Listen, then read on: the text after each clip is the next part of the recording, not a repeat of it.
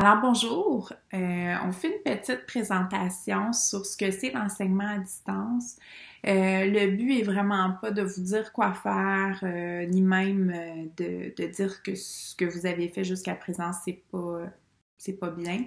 En fait, c'est qu'on a assisté à quelques conférences sur la formation à distance, l'enseignement à distance, entre autres au sommet du numérique. Puis il y a eu quelques articles, quelques publications qui sont sorties aussi dans les dernières semaines.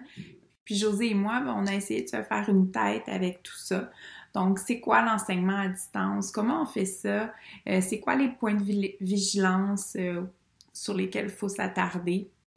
Puis comment on fait pour repenser cet enseignement-là?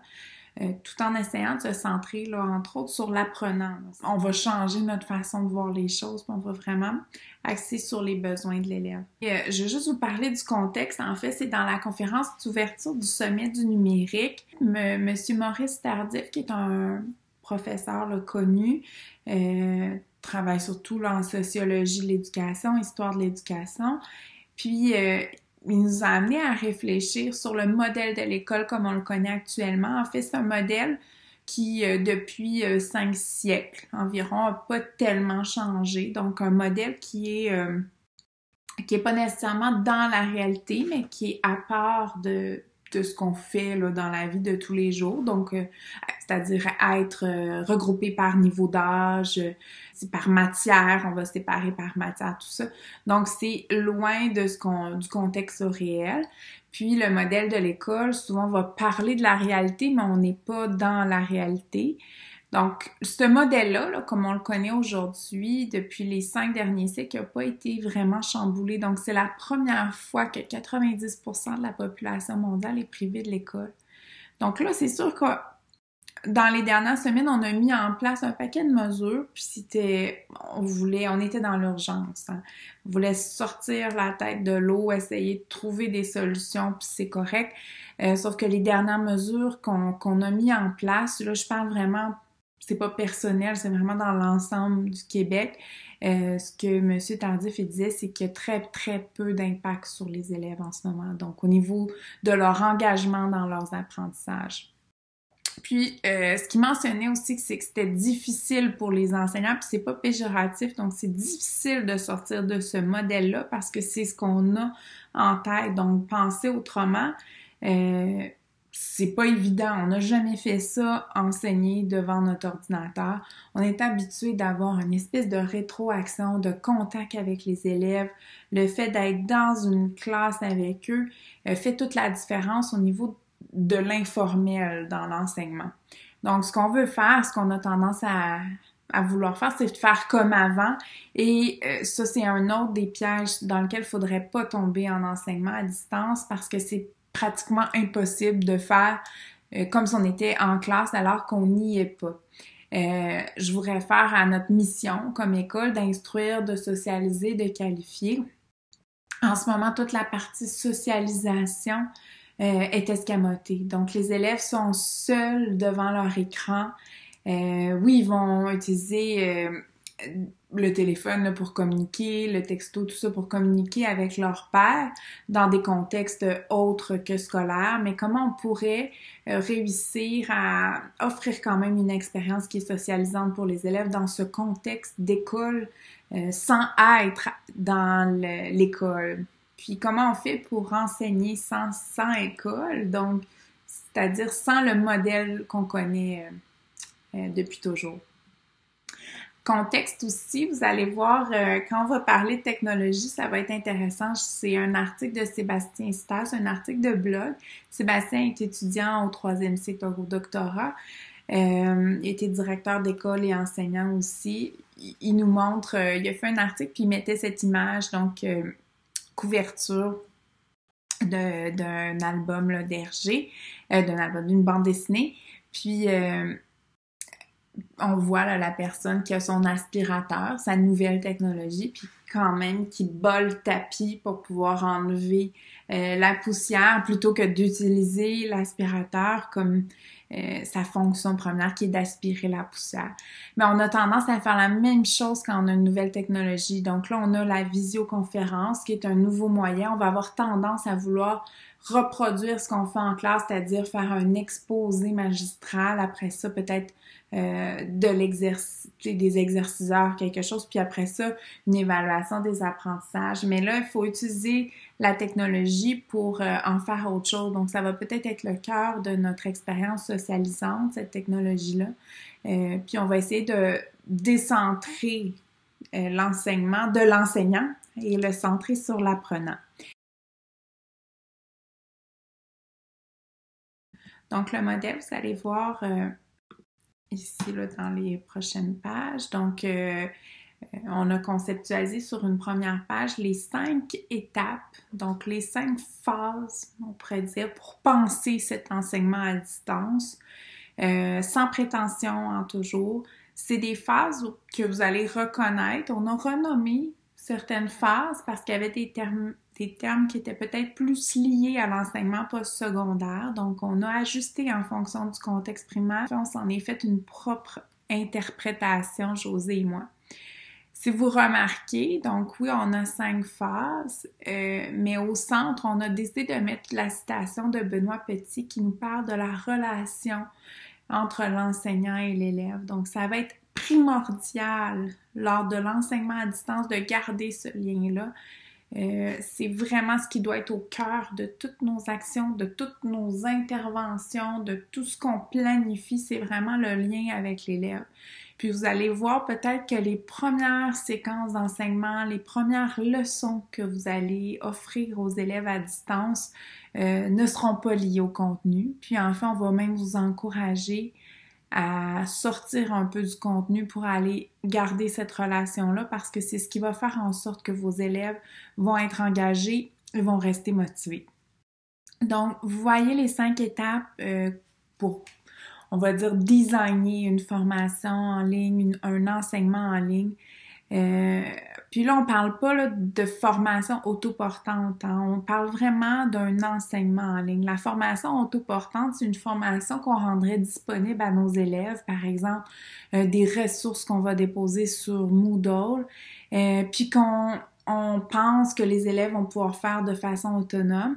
Donc, ça sera un piège dans lequel il ne faudrait pas tomber parce que nos élèves du secteur jeune n'ont pas cette autonomie-là. Et même au niveau adulte, il y a un haut niveau de décrochage lorsque ce sont des formations qui sont de type autoportante, donc c'est-à-dire qu'ils n'ont aucune intervention humaine ou aucune rétroaction qui va être offerte dans ce sens-là. Donc, nous, c'est autre chose. C'est vraiment un enseignement en ligne avec des points de rencontre avec l'enseignant, de la rétroaction aussi. Donc, ce qu'on va faire d'abord, c'est bien analyser le portrait. Je vais vous en parler plus en détail là, dans quelques diapositives. Allez voir c'est quoi tous les éléments qui vont faire en sorte que la formation va fonctionner ou non. Ensuite, on va planifier notre enseignement. Vous êtes les spécialistes de la planification, les spécialistes du contenu. Donc, cette étape-là, en fait, vous la faites déjà en classe. C'est quoi les objectifs? C'est quoi les intentions d'apprentissage? Donc, qu'est-ce que vous voulez que vos élèves en retirent et qu'est-ce que vous voulez qu'ils apprennent dans la séquence? Donc, ça va être super important de se dégager du médium. Donc, de se dégager du multimédia, de l'outil technologique, de juste penser à l'intention d'apprentissage. Puis après ça, dans l'étape de conception, vous allez voir, on va penser, est-ce qu'il y a des moyens technologiques qui vont pouvoir nous aider à concevoir cette situation-là, puis faire en sorte qu'il va y avoir enseignement à distance. Donc, on va construire ces outils-là aussi.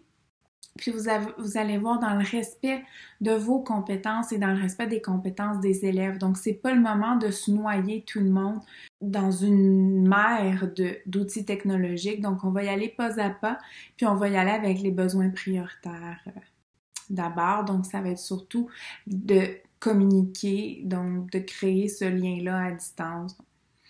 Ensuite, bien, on va vraiment faire la séquence d'enseignement. Donc, on va être en réalisation, comme on peut dire. Donc, on va essayer de mettre en place tout ce qu'on a planifié puis tout ce qu'on a conçu comme médium d'apprentissage.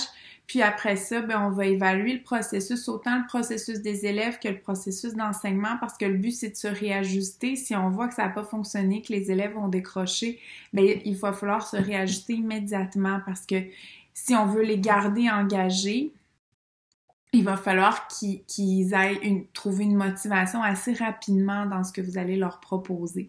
Parce que sinon, ils voudront plus revenir dans les séquences puis ils vont décrocher. Surtout dans le contexte où, bon, c'était facultatif, là, c'est recommandé, obligatoire, oui. Est-ce que les élèves vont tous se présenter? Donc, c'est un autre point de vigilance là, qu'il va falloir garder en tête pour la séquence d'enseignement.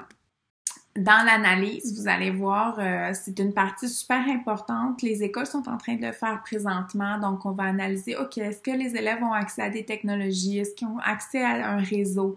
Est-ce qu'on le soutient aussi d'un parent? Hein? Pour les élèves plus jeunes, ça va être hyper important que l'élève soit en première année ou même en secondaire 1, puis peut-être même jusqu'en secondaire 5. On va avoir besoin d'un soutien d'un adulte pour nous aider dans nos apprentissages.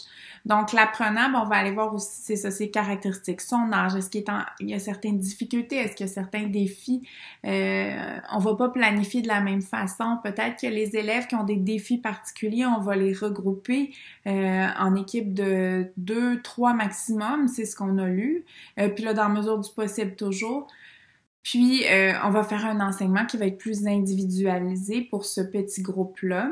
Tandis que les autres élèves, on disait jusqu'à peut-être 15 élèves 15 à 20 élèves au secondaire qu'on peut regrouper ensemble dans une visioconférence. C'est quoi leur connaissance? C'est quoi nos objectifs aussi? Ça se peut là, qu'au début, on n'a pas d'objectif d'apprentissage, que notre objectif est simplement un objectif social.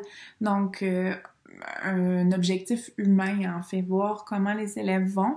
Puis, on se trouve des prétextes là, pédagogiques, mais souvent, les premières séquences d'enseignement vont être pour garder les élèves actifs et engagés. On va évaluer aussi tout le contexte, comme je vous l'ai dit, c'est ce que vous êtes en train de faire, mais aussi vos compétences à vous. C'est quoi vos caractéristiques? Est-ce que vous avez peur des nouvelles technologies? Puis, tu sais, il y en a beaucoup, puis c'est correct hein, aussi. C'est quoi vos compétences numériques? Est-ce que vous avez besoin d'aller vous former? Qui peut vous former? Comment vous pouvez faire pour aller vous engager dans cette formation-là? On se retrouve dans une urgence, hein, les technologies.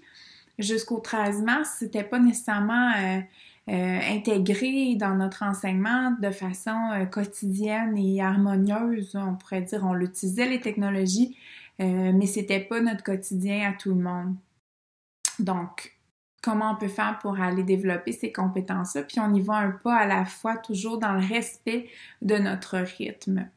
Nos intentions d'apprentissage, je vous en ai parlé un petit peu. C'est quoi qu'on va aller chercher? On parlait d'aller soutenir peut-être les élèves qui ont des difficultés, qu'on sait que l'écart va être encore plus grand en septembre. Donc, comment on peut soutenir ces élèves-là?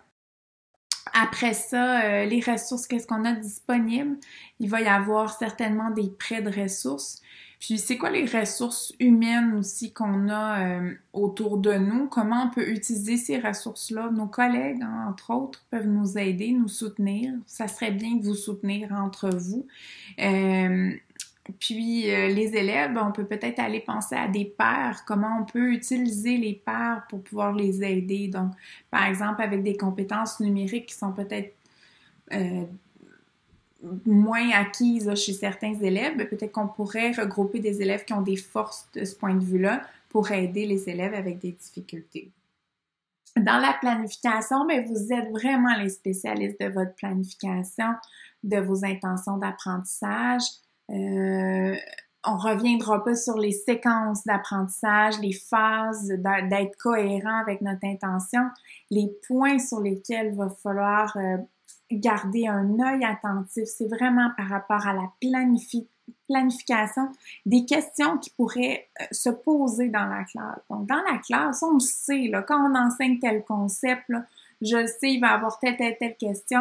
Comment on peut les planifier Comment on peut penser à l'informel aussi? C'est pas évident, hein? Il y a beaucoup d'apprentissages qui se font dans l'informel en classe. Donc, comment on peut faire pour aller réfléchir cet informel-là? Et autre élément hyper important, c'est la rétroaction. Euh, Enseignement à distance, puis là, je ne veux pas offenser personne dans ce que je vais dire. Euh, c'est ce qu'on a fait dans l'urgence, je pense, dans les dernières semaines, mais on ne peut pas espérer de fournir des tâches, des pages de cahier d'exercice, par exemple, ou même des exerciceurs en ligne, euh, et espérer que ça soit fait, réussi, euh, compris, sans jamais aller faire de petits points de contrôle. J'appelle ça comme ça, je vais dire checkpoint, là. Euh, des moments pour donner une rétroaction, que ce soit une rétroaction qui est collective ou une rétroaction individuelle. C'est ça qui va faire en sorte que l'élève va rester engagé ou non. Donc, s'il sait qu'il y aura une rétroaction, soit des pairs, soit de l'enseignant, ou même qu'il soit en mesure de lui de se donner une rétroaction, mais s'il sait, au moins, il va avoir en fait un objectif, là, un objectif, un engagement qui va se créer aussi. Donc, tout ça, on va planifier, toute notre planification va tourner autour des besoins de l'élève.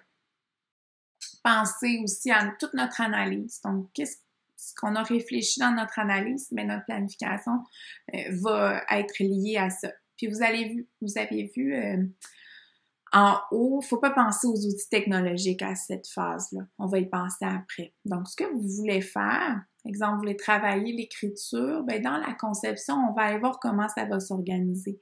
Donc, notre intention, c'est de développer la compétence à écrire chez les élèves. On va tenir compte de toute notre analyse, on va penser à notre planification, notre intention pédagogique, puis on va aller voir les stratégies pédagogiques qui sont retenues. À la fin de la présentation, je vous ai mis une référence en lien avec les stratégies pédagogiques qu'on pourrait choisir. Puis c'est vraiment bien fait. C'est un outil qui est de la Polytechnique, mais qui est facilement transférable à tous les ordres d'enseignement. Des stratégies pédagogiques qu'on peut utiliser en présentiel, à distance ou en mode hybride. Donc, on va avoir ça en tête.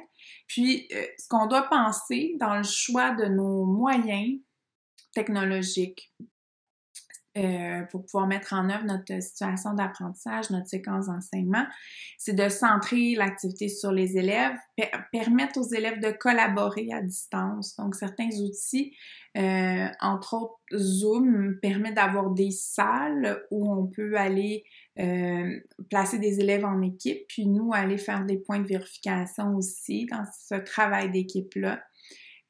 Comment on va mettre l'apprenant en action malgré la distance. Puis là, on vous dit pas nécessairement d'aller noyer les élèves dans des outils technologiques. Hein. Ça veut pas dire de faire, OK, un questionnaire en ligne, après ça, une vidéo interactive, après ça, des exercices en ligne, puis après ça, une création multimédia. Non. Donc, on va peut-être commencer simplement par demander aux élèves d'écrire dans leur carnet d'auteur, par exemple, puis de nous en faire la lecture en sous-groupe lors des activités qu'on va avoir prévues, des activités de collaboration, de communication entre les pairs.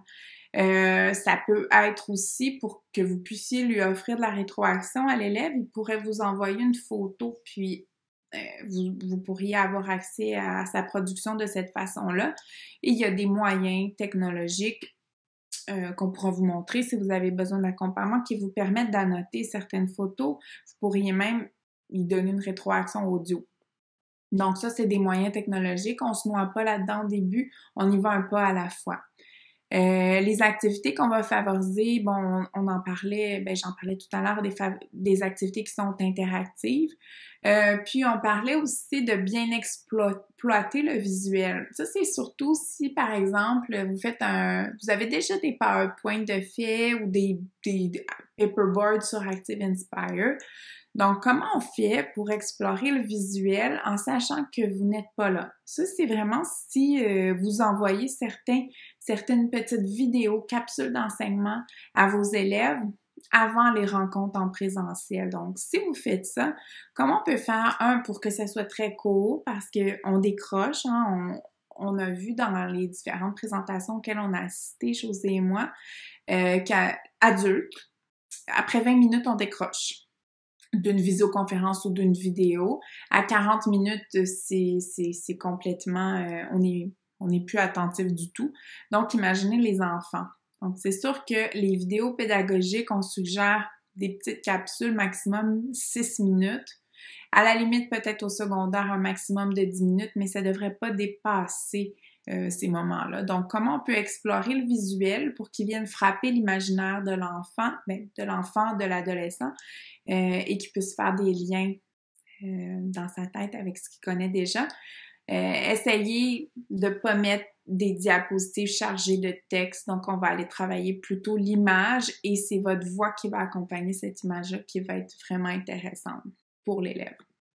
Dans la réalisation, vous avez vu, l'élève est au centre, donc c'est l'apprenant qui est au centre.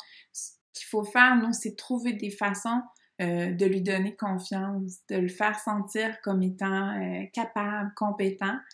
Puis, quand on va parler des attentes, donc c'est sûr qu'on a des attentes en ligne, des règles de classe virtuelle, si on peut dire, qui sont peut-être différentes de des règles de classe habituelles. Comment on peut faire pour qu'elles soient positives, ces règles-là, puis que les attentes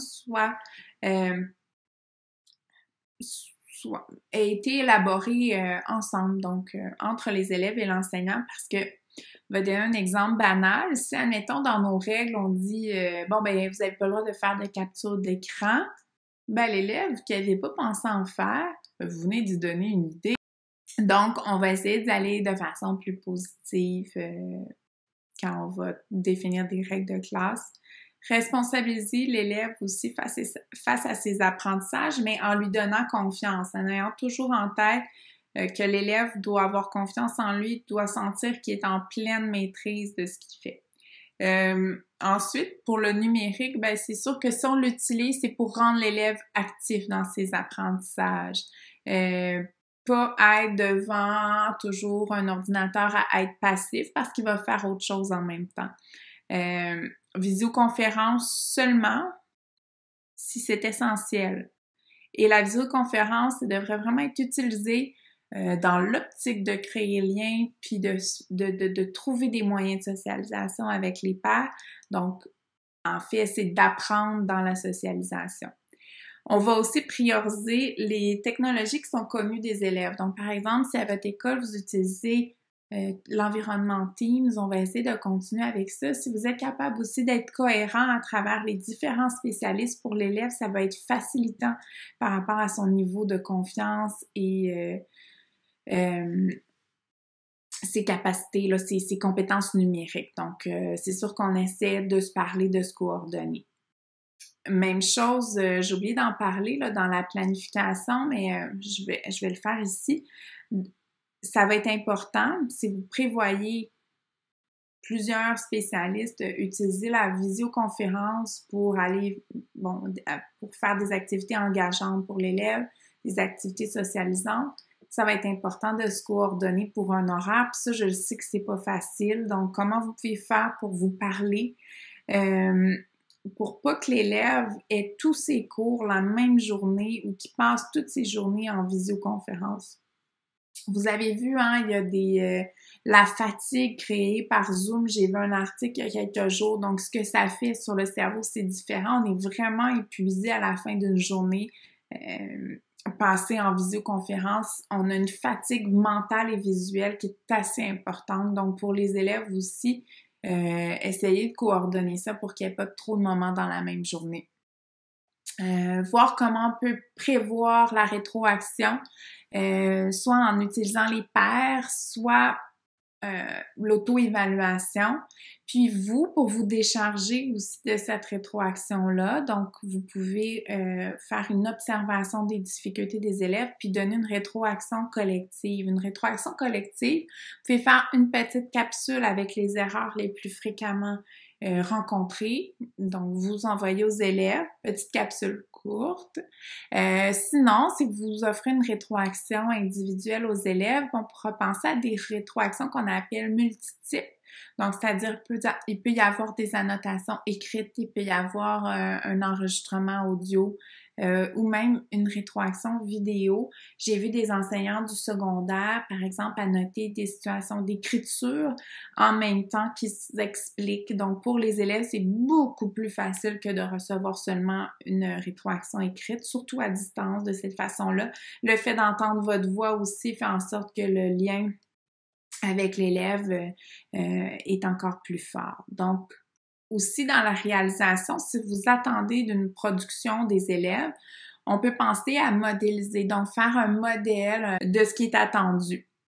J'entends par exemple si on travaille en français les ateliers d'écriture, comment on pourrait, nous, comme enseignants, faire un petit texte pour montrer c'est quoi nos attentes. Donc, je l'ai vu, il y a une collègue, Claudine Sauvageau, qui fait des capsules pour les élèves sur l'écriture, en fait, dans le principe des ateliers d'écriture, puis elle écrit un texte et en lit une partie aux élèves, donc pour leur montrer un petit peu ce qui est attendu. Et voilà. Donc, dans la réalisation, c'est ça. Puis ensuite, ben, ça va être important de réajuster l'enseignement, réajuster les apprentissages, la séquence. Donc, ce qui a bien été, ce qui a été plus difficile. L'enseignement, là, vous allez voir, c'est comme, ça va être continu, ça va être souvent le même processus que vous allez utiliser avec vos élèves. Donc, exemple, vous allez envoyer une petite vidéo à vos élèves pour susciter leur intérêt. Puis après ça, on va avoir des moments de rencontre pour enseigner la notion, puis travailler avec les pairs sur la notion, le concept. Et après ça, ben vous allez offrir une rétroaction aux élèves. Puis il y a moyen d'y revenir là, une semaine plus tard pour valider si c'est toujours acquis. Puis même après, on peut demander un petit peu plus tard encore de faire une production multimédia. Si vous êtes rendu là, ou même ça peut être à la main, voir c'est quoi la compréhension des élèves. Ils pourraient nous faire une carte conceptuelle, par exemple, un petit peu plus tard. Donc, de cette façon-là, ben, on a une récurrence, on a une régularité, puis ça reste ancré dans le cerveau des élèves. Au niveau des apprentissages, mais voir, hein, tu sais, c'est à quel endroit, est-ce qu'il y a quelque chose qui n'a pas fonctionné? Si oui, est-ce que c'est au niveau de la relation avec les élèves? Est-ce que c'est au niveau des modalités d'évaluation? Donc, on va essayer d'aller se réajuster.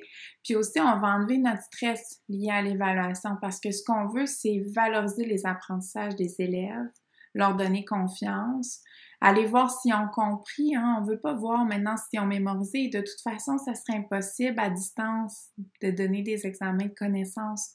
Donc, il va falloir vraiment l'axer sur la compréhension des élèves. Parce que vous savez, les examens de connaissances, ça va être hyper facile. Ils vont aller sur Google, puis tout le monde va avoir 100%. Dans la séquence, ben est-ce qu'on a atteint nos objectifs? Sinon, ben qu'est-ce qu'on pourrait faire pour pouvoir aller retravailler à ce niveau-là avec nos élèves?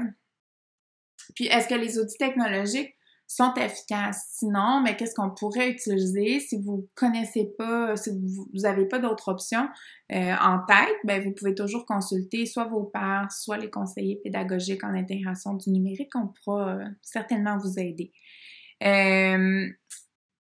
En gros, là, dans les étapes, là, analyser, planifier, concevoir, réaliser, réajuster, sont liés à travers les différents articles, même les conférences qu'on a vues au sommet du numérique. C'est pas mal ces étapes-là dans lesquelles on va traverser quand on fait un enseignement à distance. Puis, je sais pas si, je pense que ça a transparu dans ce que je vous ai dit, mais le lien avec l'élève est l'élément clé pour que ça fonctionne, pour qu'il reste engagé, pour qu'on évite qu'ils décrochent. Donc, ce lien-là, ça va être vraiment notre élément clé de tout notre enseignement. Ensuite, si vous voulez aller consulter d'autres ressources, il y en a ici, mais il y en a une multitude là, sur Internet. Des textes qui font réfléchir, donc le texte de Benoît Petit sur ce qu'on doit, les 9 points là, sur lesquels on doit axer pour pouvoir faire l'enseignement à distance, donc apprendre à distance. Ensuite, ici, les vignettes de pédagogie active, c'est j'ai dit Polytechnique, mais je pense que c'est ça. Donc, c'est là que vous allez pouvoir aller voir c'est quoi les stratégies pédagogiques qu'on pourrait utiliser avec nos élèves. Il y a des stratégies à distance, entre autres. Puis, une infographie à droite de l'Université de Montréal. Les principes sont les mêmes chez les jeunes et chez les adultes. La grosse nuance, c'est par rapport à l'engagement, la motivation et le niveau d'attention qu'il faut, nous, de notre côté, au secteur jeune, davantage miser. Donc, nos interventions doivent vraiment être dans ce sens-là. Mais tout de même, les principes là, restent les mêmes, peu importe l'ordre d'enseignement. Un apprenant, c'est un apprenant. Quelques références aussi. Si vous avez envie d'aller écouter les conférences dont je vous parlais, les 2 premiers liens vont vous mener aux conférences d'ouverture et aux communications des chercheurs à propos de l'enseignement à distance. Donc voilà, j'espère que, en fait, on a pu un peu faire le tour et que ça peut vous être utile. J'espère qu'on a réussi à éveiller en fait quelque chose là, surtout au niveau de la relation avec l'élève. Puis j'espère que ça vous aide aussi au moins à mieux comprendre les concepts. T'sais, c'est sûr que cette présentation-là, c'était pas une présentation d'exemple concret, c'est vraiment une présentation générale. Après, si vous avez besoin de soutien plus personnalisé, nous, on va s'offrir là, pour vous aider. Mais tout le monde, c'est nouveau. Donc, c'est des choses qu'on n'a jamais vues avant. Donc, on s'ajuste, puis on essaie de tout le monde travailler ensemble pour soutenir nos élèves, donc qui vont être notre avenir. Il faut penser à eux. Puis, c'est ça. Donc, si vous avez des questions, n'hésitez pas. Puis, j'espère que ça vous a aidé. Merci.